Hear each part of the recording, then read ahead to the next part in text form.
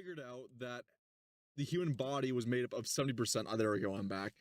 That the human body was made up of 70% water because we basically made human jerky out of people at 731. Well, the Japanese made human jerky out of people at 731. Horribly disturbing, but that's how it is. When discussing humanity's history and tales from our past, it's often comforting to look at those stories through a lens of superiority. After all, in the modern age, people have more information and are more connected to each other than they ever have been before. So it's why we can look at something like the Plague Doctor in such a weird, whimsical light of both macabre and interest, because it was woefully ill-prepared proof of concept, but it equally was to a sign of the time's technological knowledge for bioweapons and basically, not bioweapons, like fighting bio-warfare, essentially, against a disease that's ripping across the nation. When we look back at tragedies and atrocities that people have committed, it's easy to apply a label of ignorance and just say that they weren't in the same position that we are now, so it makes sense that they did the things they did. But regardless of any label or explanation that you could come up with, it's hard to justify the evils of Unit 731. Unit 731 was officially a public health department within Japan during World War II. Although now we know, as the years have revealed, Unit 731 was in actuality perhaps the most disturbing case of human experimentation ever. The actions that Unit 731 did for the perseverance of a country and an idea is hard to imagine any person doing for whatever selfish... See, 731 also too, I mean, it was known for a while, but it's especially in the modern zeitgeist has become prevalent, with more spread across the internet. There was some misinformation that they don't teach the atrocity of the war to the Japanese, because Japanese school kids are being taught about the history of the Sino War for the past good little while. It's not completely in the dark, it just depends on which area they come from, but it's because people feel like they haven't been beaten down as the Germans have, where the Germans still flog themselves to this day, which they shouldn't be doing. But also, you gotta remind yourself equally, too, and it's just my personal opinion as well, is that when 731 came to light, and what we know about it came to light, did anyone take a notice that all of a sudden more documentation, or like, sorry, more historical documentaries and movies were made about the Holocaust? Because it just seemingly out of nowhere, when we had a case that could theoretically, as possibly in comparison, be worse than Mengele. Not saying Mengele was any better, because Mengele's a fucking monster too. All of a sudden, we just had to make more stuff that just seemed too far-flung of sadism, just to sell the narrative that something was always worse than 731. It's just, I just seemingly noticed, like, call me conspiracy theorist all you want. It just seemed to be like that, where we couldn't just have a case of something. Both things are horrible, but because it took the light off something, we have to then go back in time and then we kind of go back and then write more stuff of what we found that gives ammunition to people who may not believe, or who may question the outright existence of said crime against humanity. Right? It's where you start making fan fiction or fantasy of things that people willingly believe that it just outright didn't happen. And in doing it to outpace another very horrible experiment to keep yours in the zeitgeist of public conscience, you begin to notice this occur. And it's not, I mean, you can actually, there are cases of Jews outright saying that, like, some of the stuff that's being written about the Holocaust nowadays is just too far-flung in some cases, because it is made to essentially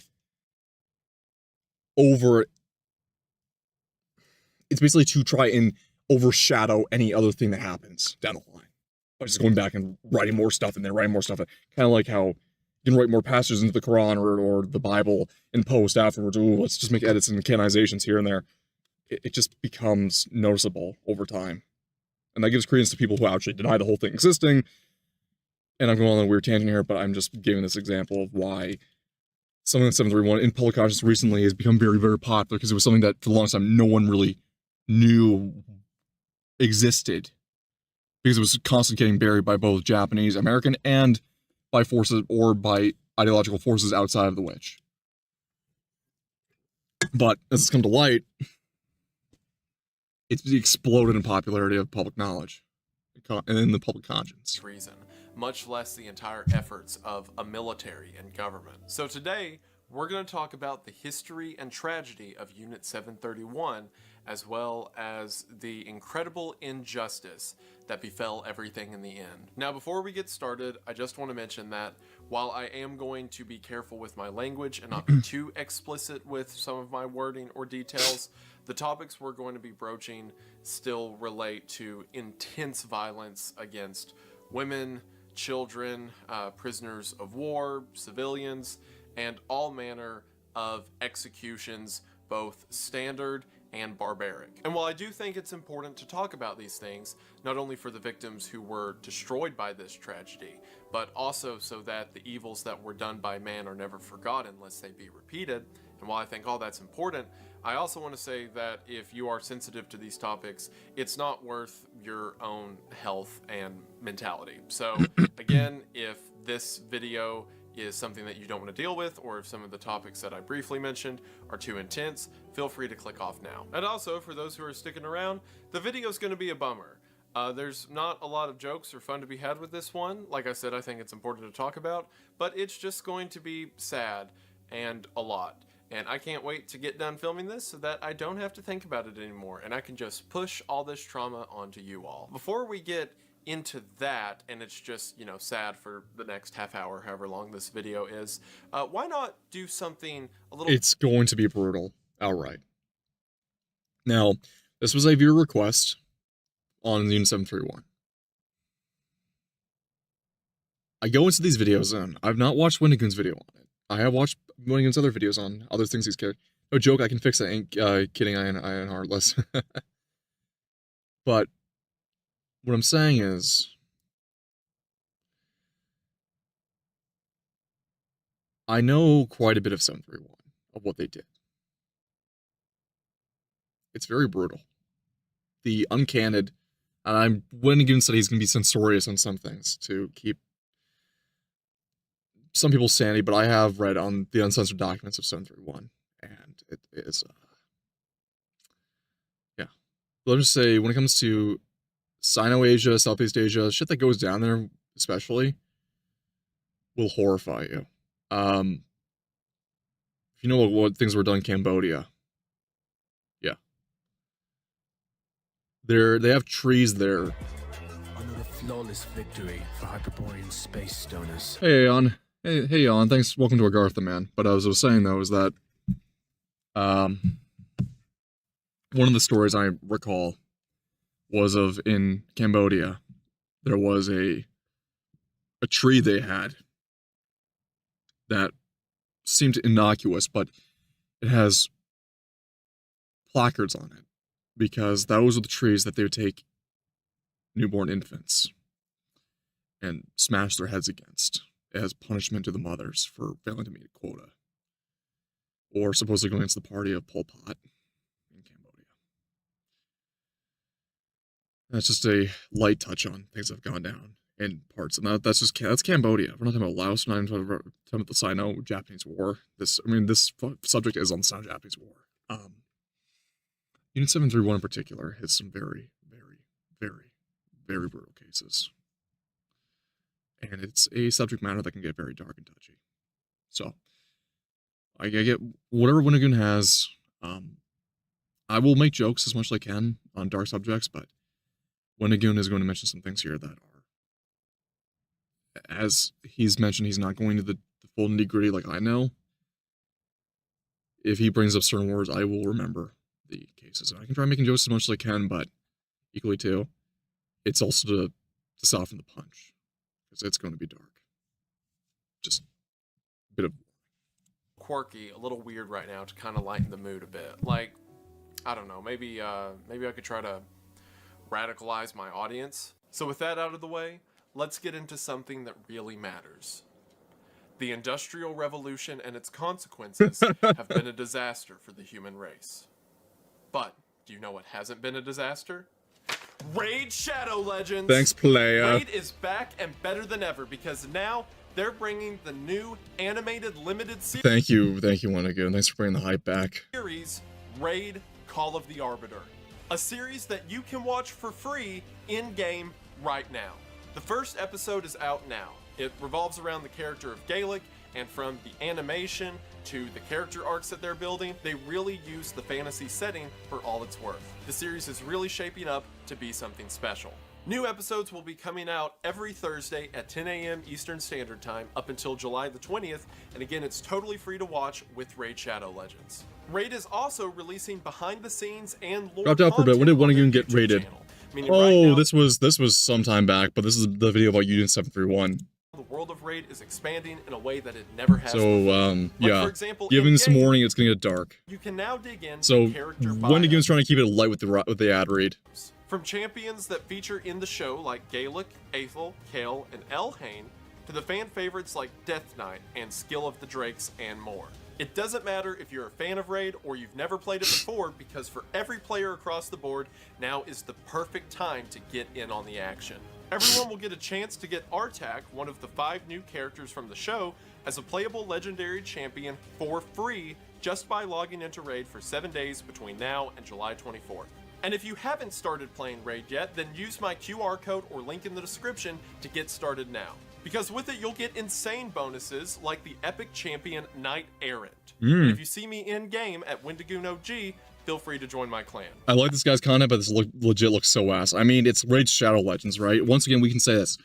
I don't know who's playing Raid. It could be about 1,000,001 different... It could be 1 billion Chinese people playing Raid Shadow Legends, kind of very topical for the video. But it could be 1 billion Chinese people just randomly gotcha slopping their way through Raid Shadow Legends. I don't fucking care. All I know is Raid basically kept YouTubers alive during the 3rd and 4th adpocalypse, funded how many YouTubers I've liked during those times, like the holdouts of edgy and more free-willed content, not even just trying to be edgy YouTubers, like people who just want to have free-willed content, basically kept them afloat and going. So I will give kudos to Raid on that part, but their game-wise, I'm not interested. As a storyteller, it means a lot to It helped see the Dank world live. of Raid Yeah, expanding in this helped Dank way. live, it helped Dank live, it's helped Kirsha, it's helped It's a Gundam, it's helped... I mean, you can fucking, unfortunately, and I'm saying this in post, I used to like them back when, it helped Friday Night Tights and Geeks and Gamers, helped out Clownfish TV, helped out a lot of pundit YouTubers back when, helped out a lot of smaller VTubers back in the earlier days of VTubing, and indie VTubing, and it helped out a lot of people that are, it helped McNasty and the Goons, it helped out a bunch of people. Like, it kept a lot more creative content alive. And hopefully you enjoy it at least half as much as I do. Again, if you're interested, scan the QR code or go to the link in the description to get Raid today. Thank you all so much for watching the ad, and thank you so much to Raid for sponsoring the video. It really does mean the most. Hope you all check them out. QR code and link in the description, and we are back to the video. We are going to go ahead and get into it, but as always, thank you for watching. So the history of Japanese warfare and the Japanese government that led up to the creation of Unit 731 is pretty extensive, but I want to keep it to what's relevant to the events of World War II. To set the stage, in 1925, the Geneva Convention banned the use of biological... I think my issue with them was mainly I wish the game was better. Yeah, it just seems like kind of slop to me personally, but that's just me.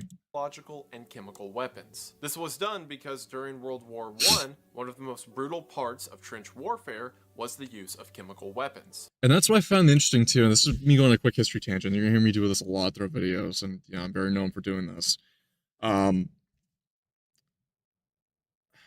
Fritz Haber, the one that was half of the Haber-Bosch alliance, which helped make ammonium nitrate for fertilizer, basically fed the world. Was one of the men who basically fed the world over for renewable farming and to help basically put an end to Europe's natural famines. Unfortunately, forced famines would happen because of Soviets and retarded communism. But hey,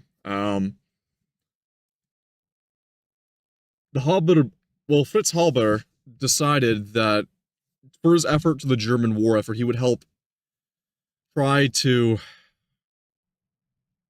uses chemistry to try and end the war quicker to save lives.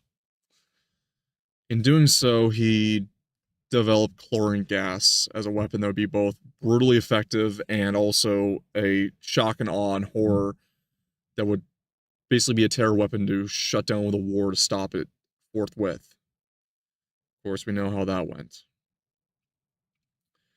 Fritz Haber, despite winning the Nobel Peace Prize, no one would attend or congratulate him for his award, and his own wife would end up killing herself by a shotgun wound to the chest because of the guilt in her conscience, profiteering and living in luxury at the hands of a weapon. Fritz Haber would die eventually, but his company would continue to live on. And unfortunately, despite doing a lot of good to keep Germany alive during the Weimar Republic, Haber's legacy would be tainted once more by an unfortunate concoction by his company. Not by him himself, but by his company. Fritz Haber's company, their firm, would end up making a little pesticide that was used as an insecticide against crops. And this pesticide was called Zyklon B. Take a guess what Zyklon B was used for. Yeah. So even with the weapons of horror, there are still men behind them, and those men didn't always have the darkest intentions. In fact, there was men that were considered either saints of their time, but equal to sinners of pride and of somewhat of a hopeful pessimism, in a way. Best way I can put it. But yeah, he would, his company would end up producing Zyklon B at the end of it all. And while this treaty deterred several nations from using it altogether, not every nation was in agreement with the Geneva Convention, one of these being Imperial Japan. Now, as you're going to see in a moment, Imperial Japan was not one to shy away from brutality. And as it related to chemical and biological weapons, them being banned didn't mean they weren't going to use them, it just meant they were going to be very careful about how they used them. And during the 1930s, Japanese researchers began to dig into the possibilities of biological warfare. Now to pause again, another historical part is that we know from the Second World War that in combat and during bombing raids, chemical warfare was not used, thankfully. Though, not to say the alternative was much better concerned with the firebombing, but chemical warfare was not used during the war. In the massive bombing raids. Some isolated cases, but very, very, very, very, very few, and that was mainly in combat situations. At this time, too, mass production of respirators became to such a degree because of the horrors of the First World War that pretty much it would have been null and void for most respiratory-based attacked chemical weapons. But in preparation for this, every citizen of the UK and Germany and pretty much most nations found in the conflict were issued en masse gas mask equipment. But exactly there was a question though, is that when you have cities, kids don't want to wear their mask, right? The kids wouldn't want to wear the respirator because it would be tight-fitting, uncomfortable, and kind of creepy. So, in response to this, to help keep a company that was struggling to make money alive during the stages of the war, even before America joined up, licensing and branding by the Walt Disney Corporation was taken to build a respirator system, a gas mask, to basically keep morale up and to keep kids happy. And what they built was something that's more nightmarish and basically had the opposite effect. And I'm going to show you what it looked like, because they have these in museums. And this shit is nightmare feel inducing. So Hey, Shar, if you're still here, you want to see this? The Mickey Mouse gas mask. This is what they gave to families so kids would feel at ease during the bombing raids, because if they saw Mickey Mouse, they would feel happy. Yeah. They have these museums. This is fucking terrifying. Jesus Christ.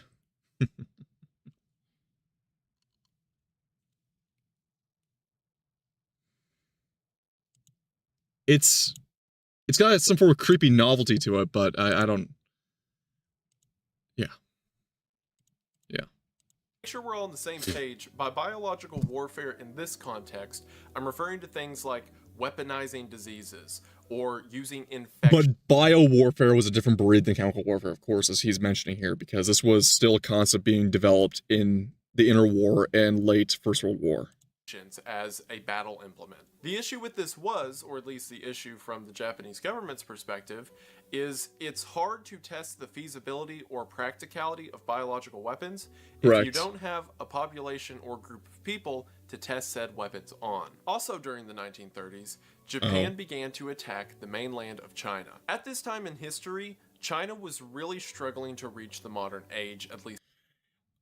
More than that, China, the Republic of China, wasn't per se exactly a republic, more so it was a collective of different territories and states, all kind of ran by different governments and warlords. The actual republic based in its capital, which was not Beijing, surprisingly. I mean, the original capital, I believe, was even Hong Kong, because Hong Kong was underneath British rule at that point. Republic of China capital. Just remember this here, because I have to get my facts straight, right? The actual, prior to Beijing, the actual Republic of China's capital was Wuhan for about a year, Chongqing, from 1938 to 1926, Nanking was the de facto capital from 1920 to 1949 during this period. Or the de jure capital this time, not the de facto.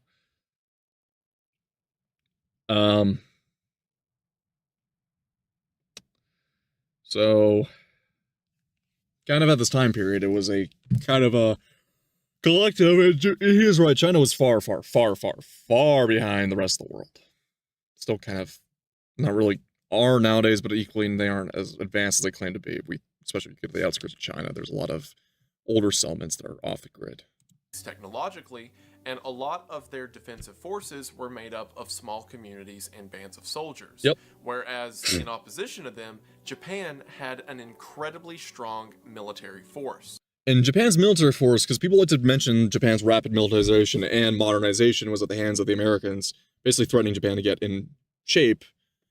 However, a lot of their doctrine, discipline, training, equipment came at the hands of the British, because the British, the Anglo-Japanese pact signed prior to World War I actually kept Japan up on modernization, doctrine, and discipline. And actually, that's the reason why Japan also has incorporated a lot of European tastes in their modernized culture, even post-war. And that's why a lot of their engineers also went to England post-war for automotive engineering and training, for different forms of engineering training for building, and pretty much a lot of infrastructures, because their prior connections to England had kept strong ties even post-war, and a lot of architecture and design was based off the British Empire of old.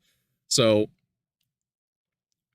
Japan's rapid modernization was really at the hands of assistance through both their own will and discipline, but blending it with both the Americans giving them the boot to go and also helping them out with some modernization, but mainly the British assisting them in that part with hopes for good trade.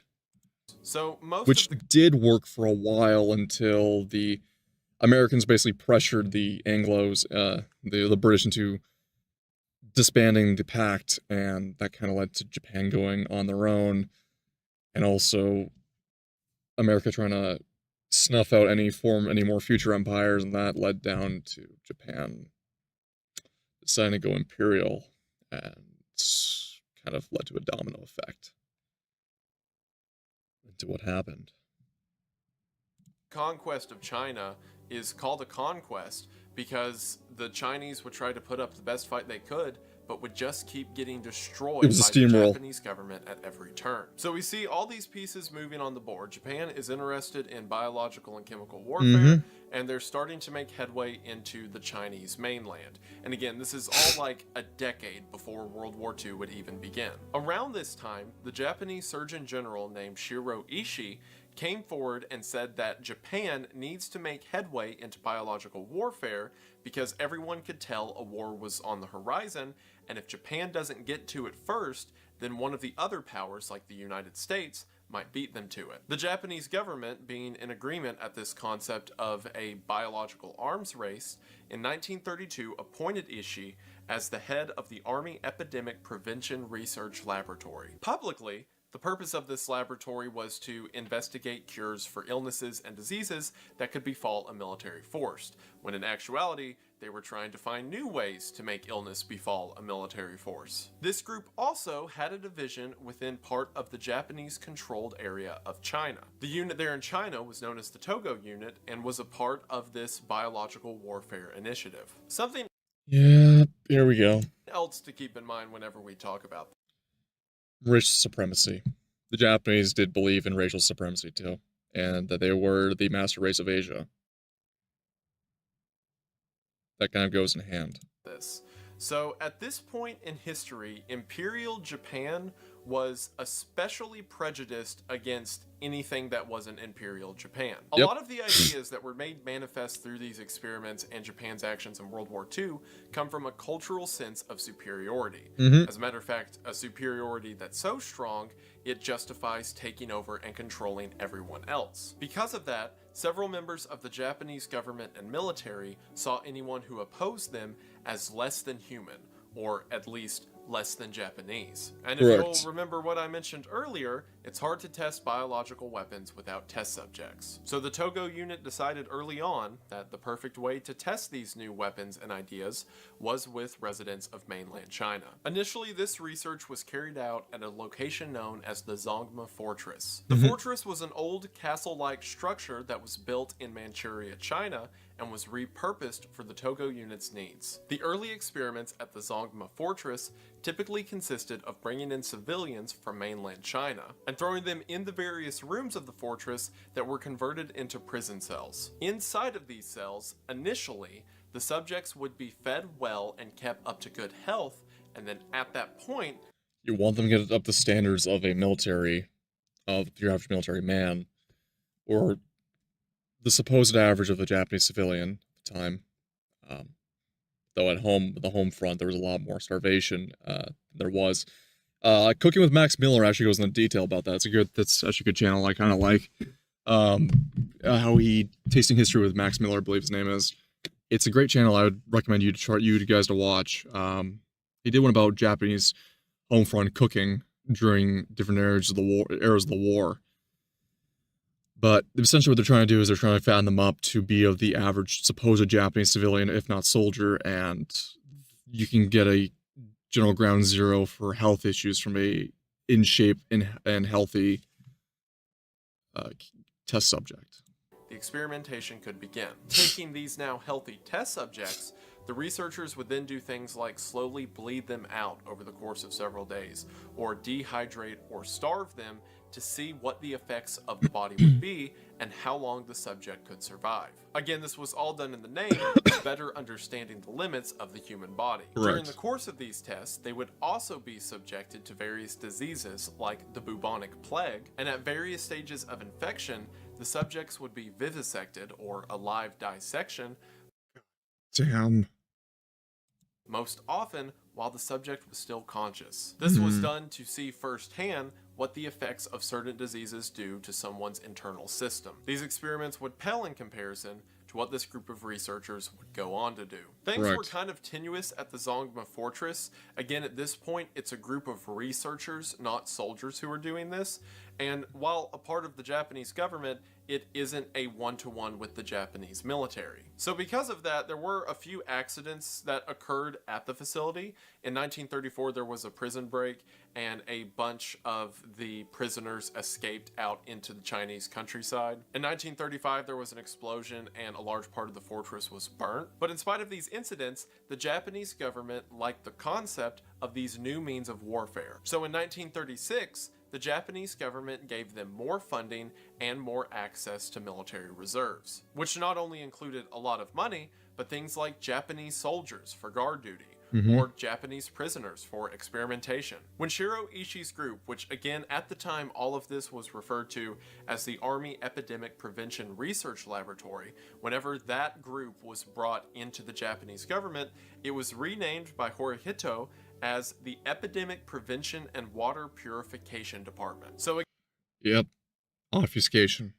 Obfuscation. again, a word to imply to the public that the group's entire purpose is to make sure that everyone's safe. It was at this point that Ishii's group was officially given the designation of Unit 731. The group then focused all of their efforts into China because, again, that's where most of the test subjects were coming from. But instead of going back to the Zongma Fortress, they now went to a brand new Japanese military research facility. This facility was a massive complex that had over 150 buildings and encompassed over 2 square miles.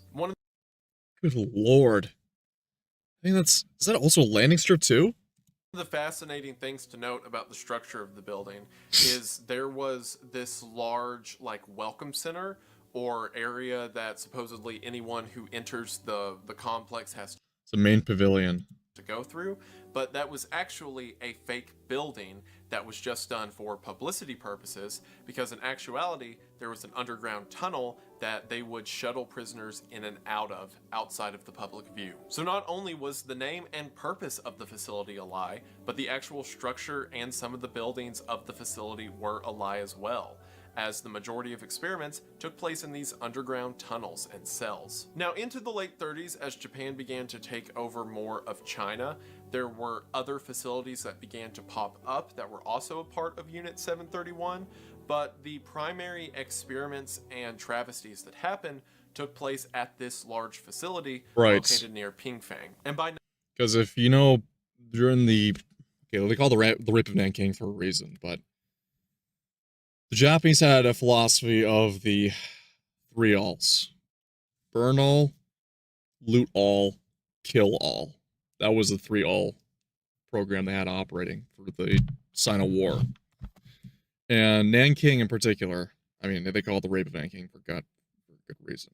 Count Ankula, and we'll probably watch the video afterward, but I know he did a video on it, but there was a case of a actual sporting match between Japanese soldiers over who could behead the most, or who could reach a tally number, or the most in a couple of days, who could behead the most Chinese prisoners.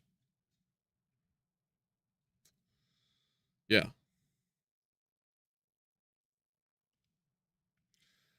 Shit that was isolated to the Dirlewanger Brigade on the Eastern Front was commonplace during Nanking and the Sino-Japanese War. Second Sino-Japanese War. 1939, Unit 731 consisted of over 10,000 individuals. Now, not all of these 10,000 members were a part of human experimentation. You gotta understand, Unit 731 is encompassing the way diseases could be treated, how diseases may be made manifest, and a lot of the experiments that were happening at these other facilities might have been legitimate or had some purpose other than torture.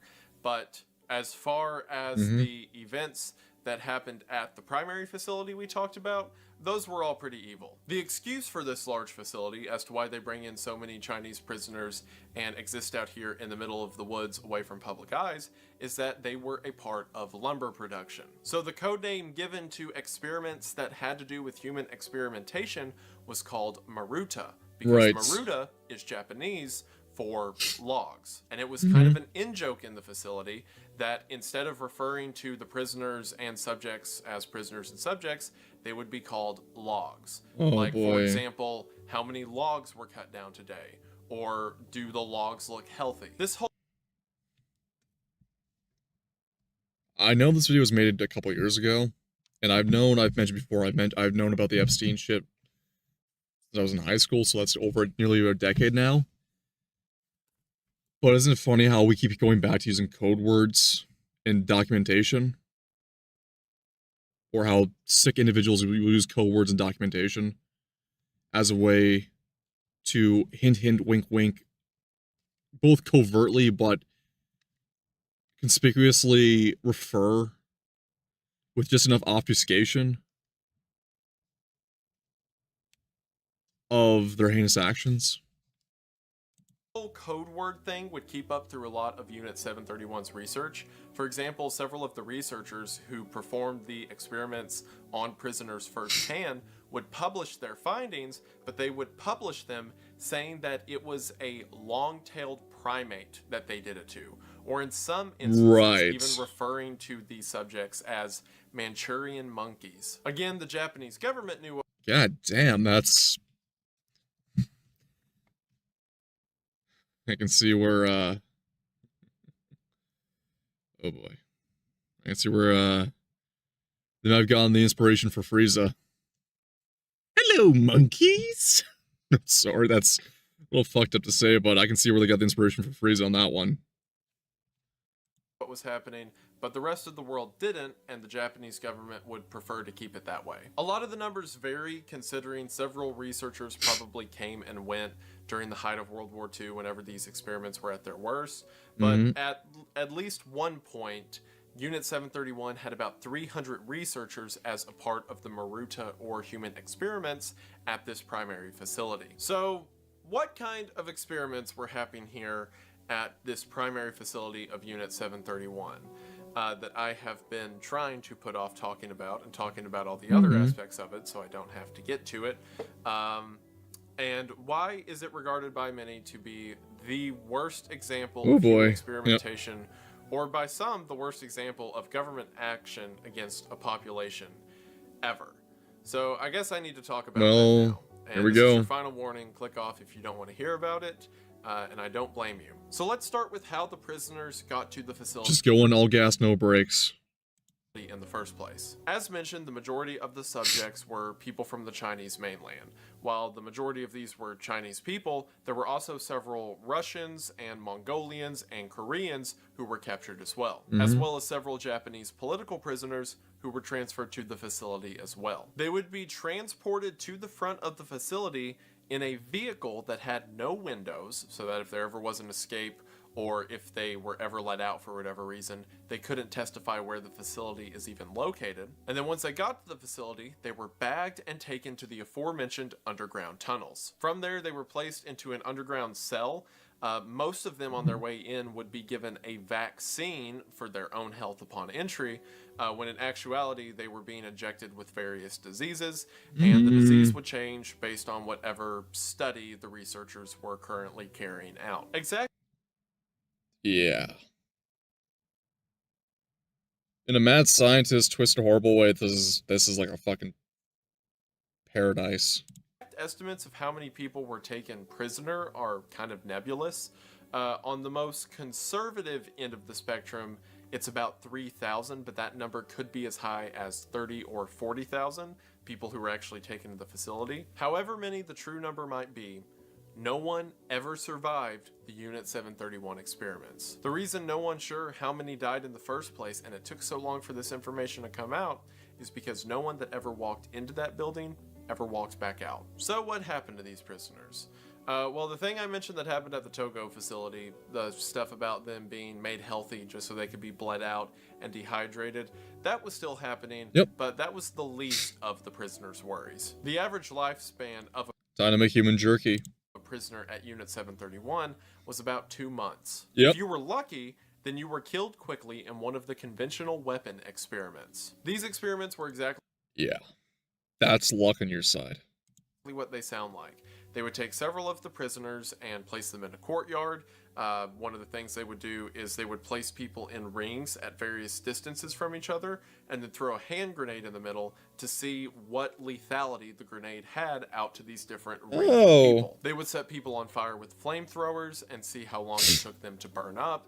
They would line up people in a straight row and then shoot them with rifles and pistols to see the penetration capability. They would sharpen blades. So imagine Brandon Herrera. Well, not really Brandon Herrera, because we're running for Congress now. Imagine Kentucky Ballistics or Demolition Ranch or fucking. Just imagine that, but yeah, but with Japanese during the Sino-Japanese War, that would be an AI video and a half right there. Weapons to various degrees to see how sharp a knife needed to be to fully cut Listen, I gotta make light of this. This shit can get really fucked up really quickly, and it's gonna get really fucked up. Somebody. And of course, as mentioned, this was all done to participants who were fully awake and conscious of the death they experienced. And again, that's if you were lucky. If you were unlucky, then you were a part of the disease trials. So the disease trials were similar to the things mentioned in the Togo unit, where they would infect people with things like the plague and then dissect them while they're alive to see the various stages of infection within the body. But they had been doing the bubonic plague research for years at this point. Again, the time period we're talking about now is generally like 1940, 1941. So the plague research has moved on to much larger demographics. Again, a lot of the records of Unit 731 were destroyed at the end of the war, but from what we know, there was at least 12 field tests of things like the bubonic plague, and 11 of them took place in Chinese cities. So Unit 731 researchers would deposit plague-infected fleas into the middle of a Chinese populace or infect their wells and homes with things like typhoid. And then these researchers would watch from a distance and then walk through these decayed cities in their sterile garbs, recording the number of casualties. At the very least, tens of thousands of people died immediately from these large-scale weapon tests. Entire recording the number of casualties. At Jesus Christ. the very least, tens of thousands of people died immediately from these large-scale weapon tests. Entire countrysides of people were destroyed by infected fleas that were simply thrown out in a clay pot. Back at the facility, the feasibility of chemical and biological weapons was being tested as well. They would have prisoners stand out in fields wearing different layers of protection, from completely naked, Good lord, they really got these guys stood up for this job, to normal clothes, to gas masks and what have you. And then they would just bombard them with things like mustard gas or sulfur gas and see how long it takes them to die at whatever stage of protection they're in. Another thing that the researchers were interested in was weaponizing venereal diseases. So to do this, they purposefully infected a bunch of people with STDs. However, the injections of the STDs tended to not take properly, so as an alternative, male and female prisoners were led into cells and then at gunpoint forced to copulate. Forced to transfer the diseases. And as mentioned previously, at various stages of the disease's progression, the individual would be vivisected to see what it's doing to the body. And even all of that is within the realm of feasibility. As evil, as depraved, as monstrous as it is, you can wrap your head around the concept of, okay, well, if someone really, really believed that the people they were torturing aren't really people, and that this is all for the greater good, you can see a purpose, to them at least, they can see a purpose at the end of the tunnel as to why they're doing this, right? Well, that's before we get into what I can only describe as Machiavellian torture methods. Because sure, they're wanting to use new diseases in the war, so they gotta test those, right? But some of the other stuff they did was simply no other explanation than depravity, or at least none other than I can think of. No. So to just read off a few of the things that happened at Unit 731, and again, these are things that records were not destroyed of, and people would later confess to. So if it's possible, it is very likely that worse stuff than this happened as well. People were cut open while alive and had various organs removed before they were stitched back up to just see what would happen. So, for example, cutting out someone's lower GI tract to see how long it takes them to die from that, taking out someone's stomach and attaching their gut to their throat to see what that does. People had their limbs cut off, in some cases to visualize how long it took for someone to bleed out. But in other cases, they would saw off both arms and then switch the shoulder that the arm was attached to just to see if the body could reattach it. People were placed inside of low pressure chambers and the pressure cranked up to see how long it took for things like their eyes to fly out or their chest to implode. People were hung upside down by ropes tied to their ankles to see how long it took them to die from blood pressure to the head. People had very large and heavy objects like crates and rocks dropped on them to see how much force it took to kill someone from being crushed. People were placed inside of centrifuges, and the speed ramped up until they were dead to see how much G-force it took to kill someone. And as depressing as it is, I should also mention the fact that they determined that children had a lower tolerance to it than adults. Oh my god. People were given intravenous injections of things like horse blood and seawater, again, just to see what would happen. People had their limbs placed in very cold buckets of water until their limbs were removed, and according to researchers, it felt and sounded as if it was wood, and then the limb would either be crushed to see what the damage of a frozen limb that becomes injured might be. They were set on fire to see if anything could be recovered from that. They tested various ways to warm someone back up after they were frozen to that degree. According to Ishii himself, again the lead researcher, they did various experiments where they took babies that were under a month old and placed them in freezing water and freezing elements just to see how long it took them. Bullshot confused, like, of course the dude would die, but why test it? Okay. So, we know we've established that they don't see the Chinese as people. We can understand this. But I suppose the reason why, in a macabre, roundabout way, which for no good reason for it happening, but understanding if that miracles could be performed to recover and save someone from a critical point of damage,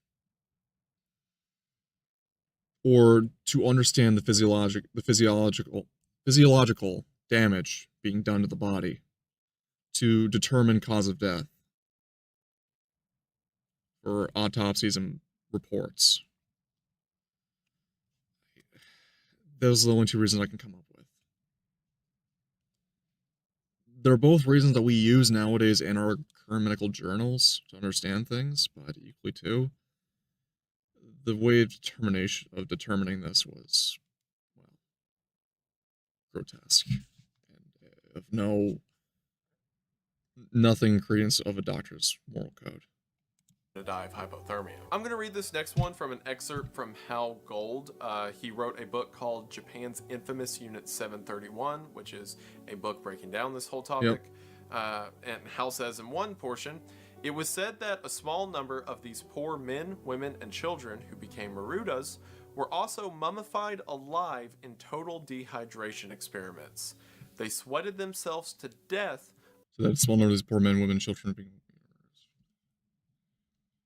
sweated themselves to death under the heat of several hot, dry fans. At death, the corpse would only weigh 1/5 normal body weight. Under the heat of several hot, dry fans. At death, the corpses would weigh only about 1/5 of their normal body weight. And in some cases, they would just decapitate people and take notes about it. It really is bizarre, the level of insanity this entails. Like, not only is it evil, but it's also so dumb. Right? Like, if you just cut someone's head off, what are you even studying? Yeah. Like I said, you know, of course it's evil. I'm not saying obviously that any of it was better than the others, but when a military tests a weapon, as evil as it is, you could think to yourself, okay, I understand why they did that, but some of these things, just like mummifying people, shattering their frozen limbs, leaving babies out to die, like, it's a strange debauchery. There's all these stories we hear about that, like when Rome fell, there were these big swinger parties and everyone would get high until they were dead, right? Yeah, exactly. And a similar thing happened at the end of World War II in places like Nazi Germany. It's like they were like rapping on the gates of death, just going to go out in a blaze of glory. But this was a group of scientists who did it for a couple decades. Like... Okay, hang on. What the fuck's going on with my PC? So, I guess in a lack of better words, thank you. They did it for This can sound crass. The love of the game, if you will. A sadistic, twisted, but love of the game. How, or at least the intensity of it for 5 years, right? Like, we don't even have the excuse that they were about to die, or they thought they were just going to bust hell wide open. Like, it was just a continuous, thought out evil with seemingly no purpose that was signed off by members of governments, military, and the scientific community. Exactly. That's what makes it so terrifying. Perhaps the worst fate of anyone in Unit 731, or I'll say definitely the worst fate, was of the pregnancy studies. So as mentioned, the average lifespan of someone in Unit 731 was about 2 months. That number is skewed a bit because a lot of people who got there were killed within the first week, and things like the weapon testing.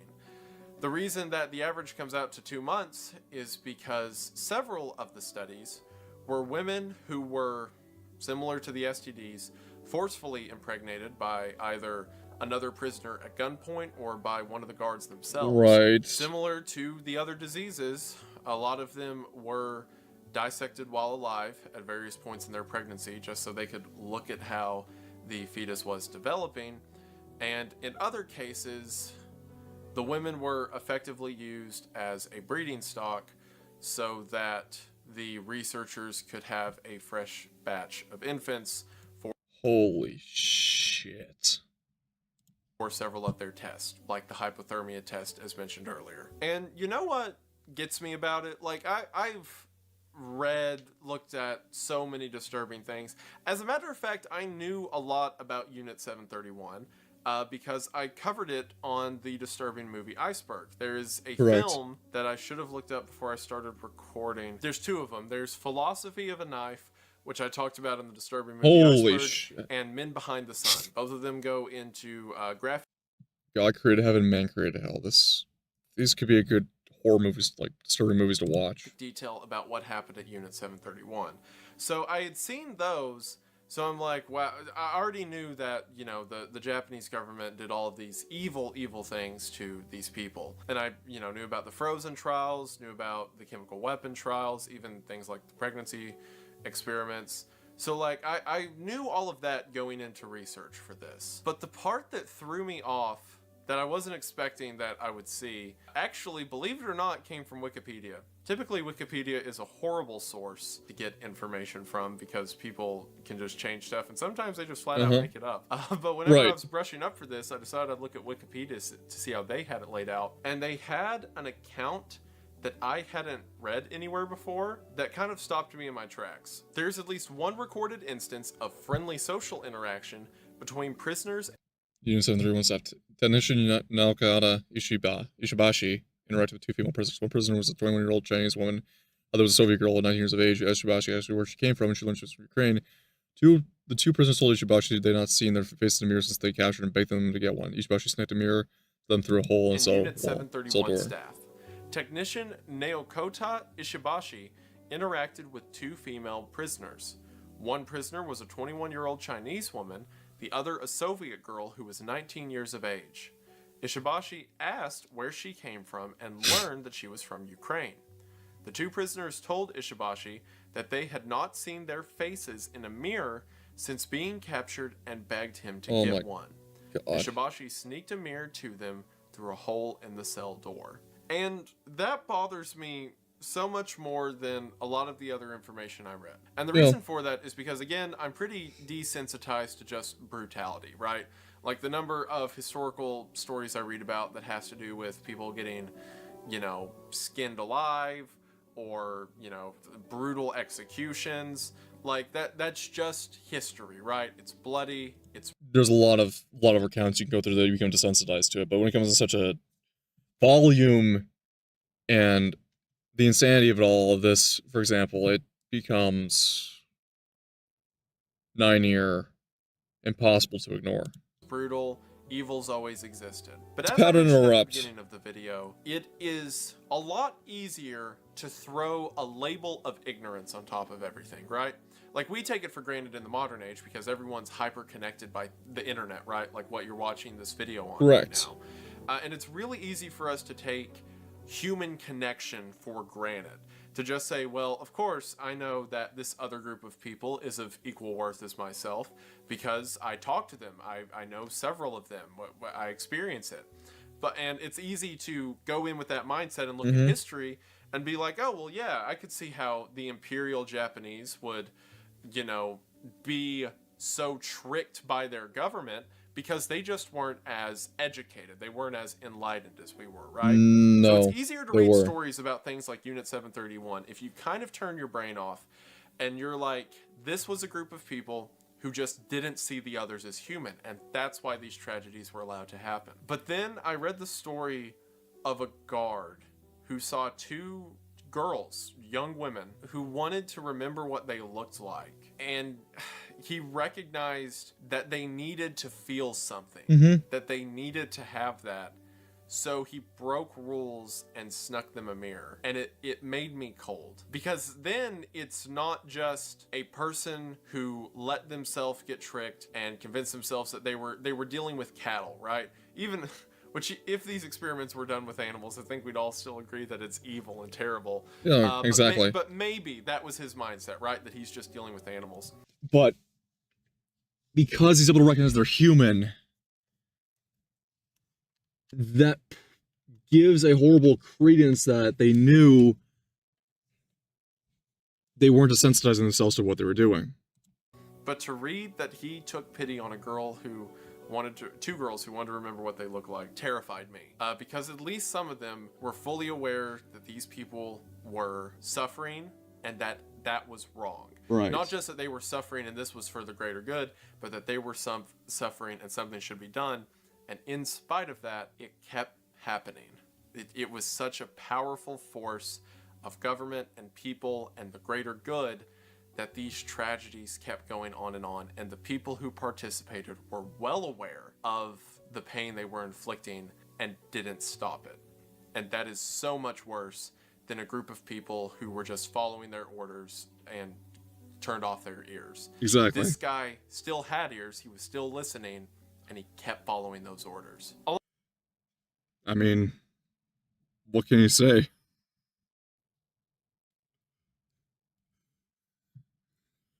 Along that same note of kind of the illusion of us versus them fading, there was one, I believe he was a guard there. Some said guard, some said he was like a research assistant. Someone who wasn't a high-ranking researcher named Yoshio Sudo. Who got infected with the plague while he was there because, everyone's dealing with these volatile diseases, so one of the workers gets infected. So they cut that guy open. Yeah. Like, I guess they figured, well, he's a test subject now, we're not going to let him go to waste. Who cares if he's Japanese? And they sliced him open too. It's interesting, while kind of the... It's a ruthless, desensitized depravity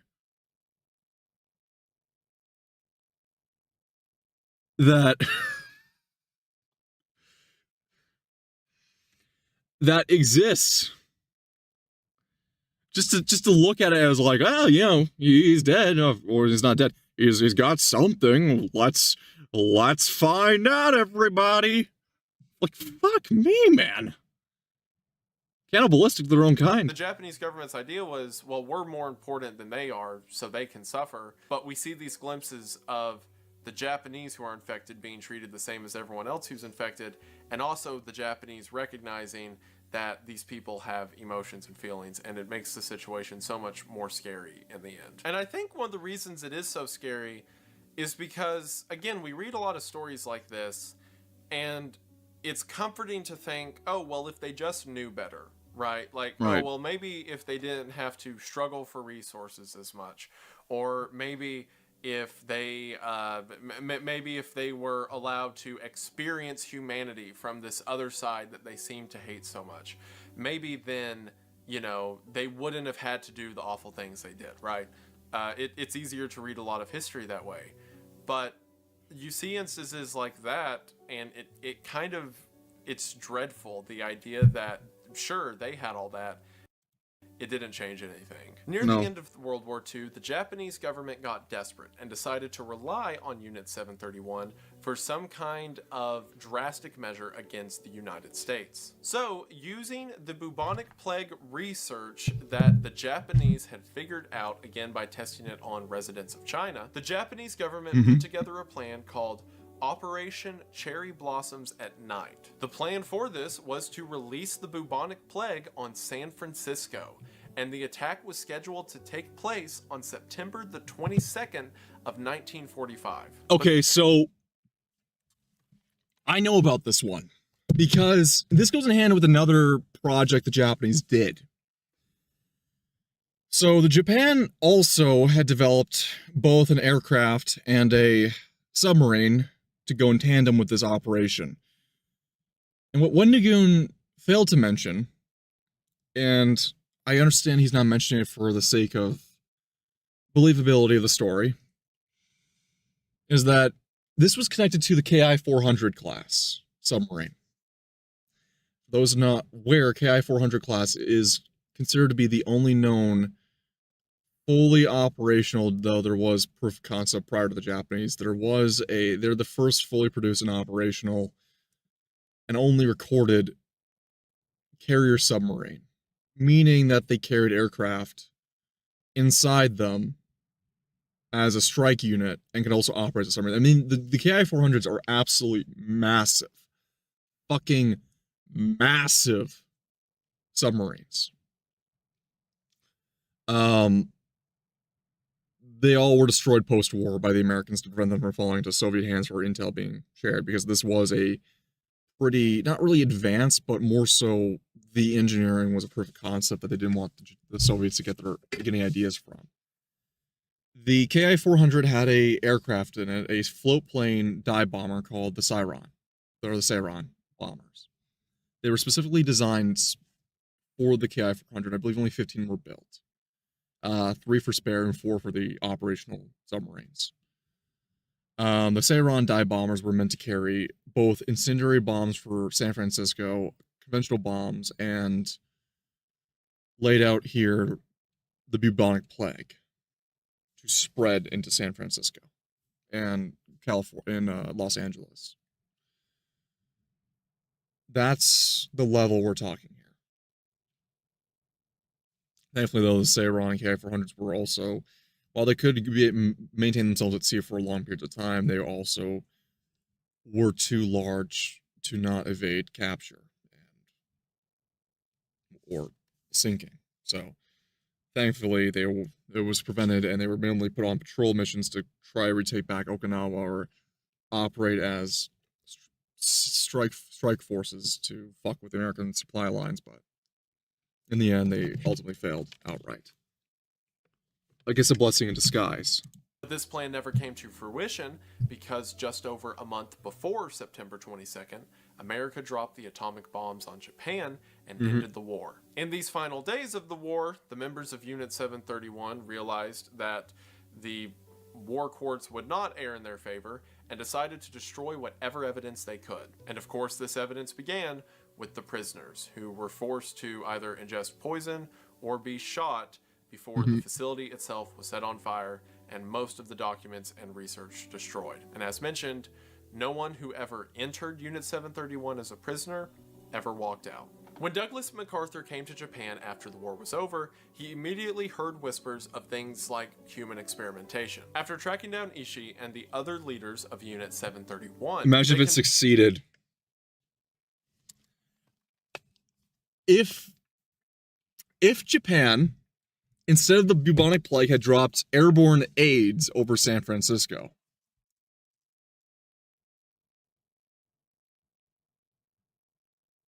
they would have made modern San Francisco 70 years ago. There you go, a little rim shot. Confessed that some degree of human experimentation took place, but wouldn't give MacArthur specific details. Right. MacArthur threatened that if the remnants of 731 don't comply with the United States, then the United States would allow the Russians to judge the members of Unit 731.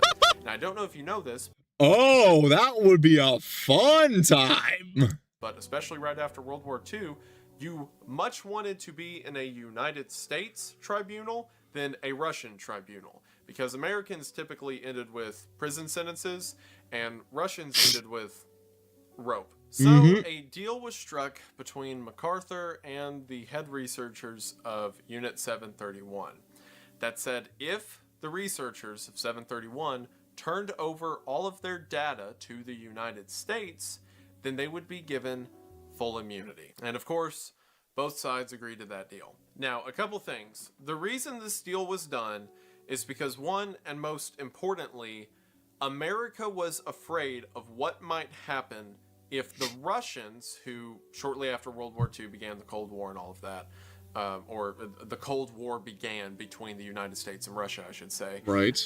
America was afraid of what would happen if the Russians got their hand on all of that information. So it was more so done not so America could have biological weapons. I mean, we're not dropping plagues on populated cities, at least. That's what they want you to think. The Tuskegee experiment would beg to differ. So, a small country, very smaller than Germany and Russia, was the closest to strike a blow in actual U.S. soil back then. Considering, in terms of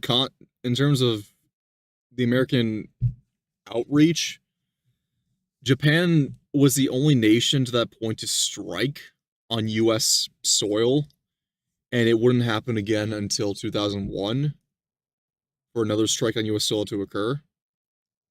Yeah. They got jiggy with it. But really, it wasn't so much that we could have the information as much as we didn't want the Russians to have the information. And the other reason that the deal was taken is because, not really that I think it would have changed anything, but most of the details of what happened weren't known until decades after World War II ended. Like most of the stuff I read about came out in confessions in the 70s and 80s. And while MacArthur knew that there was some level of human experimentation, I mean, the data he was handed talked about how long it took for the researchers to witness someone dying of hypothermia, right? Like, he couldn't have been totally dumb to it, but at least the brutality and methods of it, they probably weren't aware of at the time. Not that I think that would have... And that modern strike had suspicious circumstances around it. Oh, we have gone through that earlier on, as you know. Yeah. A lot of questionable things around September 11th, 2001. Stop them from it, but maybe they wouldn't have given full immunity. Maybe I just like to think they wouldn't have given them full immunity if they knew the full extent, but whatever, it still happened. Now keep in mind, to the public at that time, none of this had ever happened. To the Japanese government, to the Chinese, Unit 731 was a crazy conspiracy theory if you thought anything weird was happening out there, because it's just for public health and lumber for some reason. So whenever the immunity deal was made, part of the deal was that America would keep up the lie that nothing ever happened at Unit 731, and all of the members of Unit 731 could change their name, and America wouldn't release their identities to the public. So after America makes this whole plea deal with them, eventually Russia shows up, and they actually have a trial for some of the members of Unit 731, and as you can imagine, didn't care to consult the US over it. So Russia holds a trial, and they end up getting 12 people who they can confirm were in Unit 731, and the sentences for those 12 who were found guilty were 2 to 25 years in a labor camp, of which the most any of them served was 7 years. Now, if you know anything about Russian history with war crimes, the idea that these men weren't shot or hanged is absurd. Yeah. Especially that they ended up just serving 2 to 7 years, respectively for different people. That is insane. How did that happen? Well, if you'll remember, the American deal with the Russians wasn't made official until like the 80s, and some researchers we're going to talk about, put in the work and made it come to be. So the fact that the Russians show up, they talk to the Japanese for a while, and only a few of the 731 researchers get like 5 years in prison, it is pretty much guaranteed that the Russians made a deal with the Japanese very similar to the deal America made with them. Pretty much. So at the end of the I get everyone likes to rag on the US for Operation Paperclip. Oh, you helped Nazis, you helped Werner von Braun escape, despite Werner von Braun really advancing the knowledge that we had for the space race. You know, all the shit they'll throw the Americans and possibly the British for too, though the Brits are also the biggest offenders of the paperclip sword over America's head. The Russians primarily did a lot of paperclip shit because remember, Stalin purged majority of the aeronautical designers. So for Russia to get as advanced as they did in the space race and with their aircraft, they mostly relied on captured and dealed with German aeronautical engineers. day, this group of people who were monstrous demons even committed a massive amount of bloodshed and misery, and then when the going got tough, they sold that bloodshed and misery to the highest bidder and got off scot-free. So ain't that a kick in the pants? Now again, none of this was public information, and it would have stayed that way if it wasn't for the work of various Japanese historians. See, again, Unit 731 for years was like a boogeyman. There would be a researcher come out in like the 60s or 70s talking about how the project was real or they were a part of it and they can attest to it. And they would get laughed off by the media, saying that they were just some crazy conspiracy theorist. Historians pulled... Yeah. This is also why, because it was so far-fetched, and also the narrative around another event happened here was the main precedent of everyone's focus. Partially also strike a deal to keep a better relationship with the Japanese, but also you have to keep a narrative going sometimes that nothing else could portray this one biblical modern-day event that surpassed religious doomsdays, and that we've kind of made in 20th century, in the rise of atheism, we've kind of made the Second World War almost our biblical event, if you will, like a biblical, like our new religion, if you will. Various records in Japan that supported the government's sanctioning of Unit 731. And in 1983, a historian published his findings and was told by the Japanese Board of Education that he should take those findings out of textbooks because it's not backed historically. So these historians went to the United States, and now, because everything's declassified, went through various records and found MacArthur's immunity deals and the records that he got directly from the Unit 731 experiments, and were able to bring those records back to Japan, show them to the Board of Education, and say, it's real, it's all right here. And from then on, the Japanese government slowly began to admit fault in the Unit 731 experiments. Through the 1990s, the Japanese government finally acknowledged that it was a real thing, but not the specifics of what the researchers actually did. The most recent development of Unit 731 was in 2018, when the Japanese government named the 3,607 researchers who were a part of the unit. And as you can imagine, between all 3,607 of those names, they're all either dead or have disappeared. She wrote, pretty much. Ishii, if you'll remember, the leader of all of Unit 731, died on October the 9th of 1959 from laryngeal cancer, never experiencing judgment on this side of eternity for his role in the Japanese war crimes. And Unit 731, like I said at the beginning of this video, is depressing. There's no two ways about it. There's no happy ending. Nope. There's no good side to it. It was a group of people. You also gotta remember something too about Ishii and a couple of the other head researchers. Ishii became a pediatrician after the war. He was a child doctor. A couple of the guys became dentists.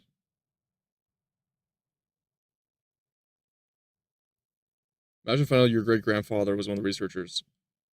My brother in Christ, imagine you're finding out your family doctor who gave you checkups as a baby and a child authorized, if not led, did research on infants. That's what we're talking here. committed atrocities, and they got away with it effectively. And there's no polish I can give that. But what I can give polish is that this story was almost entirely lost for history.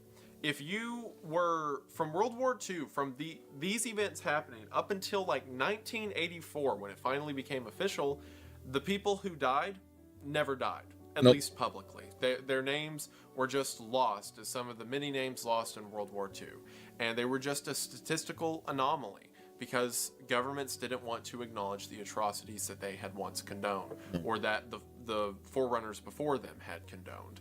And of course, obviously, I don't mean any of my, critiques of the Japanese government during World War II to apply to now. But again, that was less than a century ago. It's hard to think about that humanity is capable of that kind of evil and that kind of justification for that kind of evil.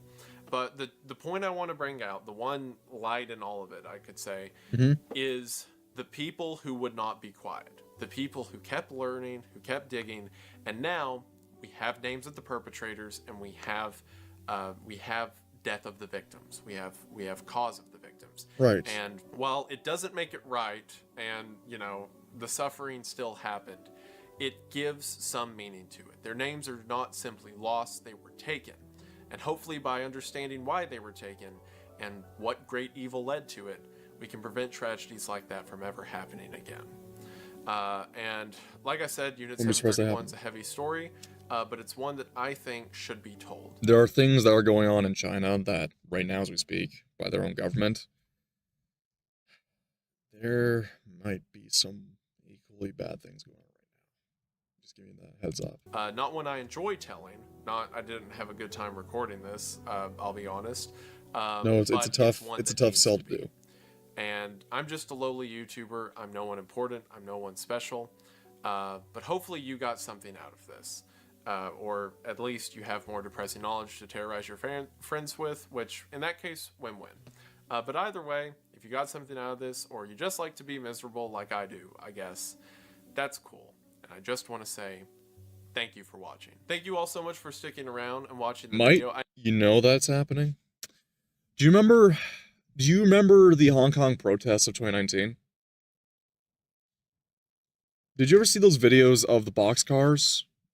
The cattle cars that were going past from Hong Kong to mainland China?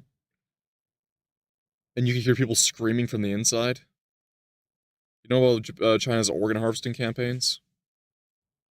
From prisoners? There's probably worse shit going on right now. I know I promised that the Ted Kaczynski video would be next. I mean, you know for a fact but it's that happening, video yes. is becoming a much larger project with a lot of really cool things that I've never done before, and it's taking more time. So hopefully whenever it does come out, you all will be excited. Oh, the Ted shed. I hope you like that teaser in the ad, and hopefully that made the rest of this video not as depressing. But if you made it this far, I appreciate it, and I hope it wasn't that much of a bummer. And I want to emphasize, while I talk about a lot of... It's hard not to be a bummer. I mean, Wendigoon's delivering the best weekend. He's a great orator on this whole subject matter, but there's no way to slice it that can't be sliced, that it's really, really depressing. The disturbing and worst parts of humanity, I am talking about the outliers. I am talking about the strange parts. Humanity, just as capable as it is for infinite evil, is capable of infinite good. And don't let yourself get, in a headspace about how terrible the world can be, but get in a space about how great it can be as well. I recently, I'll brag a little bit, my fiance Kayla just graduated with her doctoral, so she's a doctor now, and that's incredible, and I'm proud of her. Oh, good for her. And it helps seeing people like her, people who strive, people who have power and diligence and strength, and it really is easy to take your mind off the terrible when there's so much good to be found. So again, I hope it didn't get you that sad, and if I did, I'm sorry. But I hope that you enjoyed. Shorter video for now, but like I said, Ted on the way. There will probably be another video in between this one and the Ted one, because like I said, that's becoming a big one. Ted shed. Ted video in June, and hopefully you enjoyed that. But until then, I just want to say thank you for watching. I hope that you enjoyed, and I will see you in the next one. Thank you. Bye. All right, thank you, Wendigoon. When it all comes down, when it all falls down, and when Call now.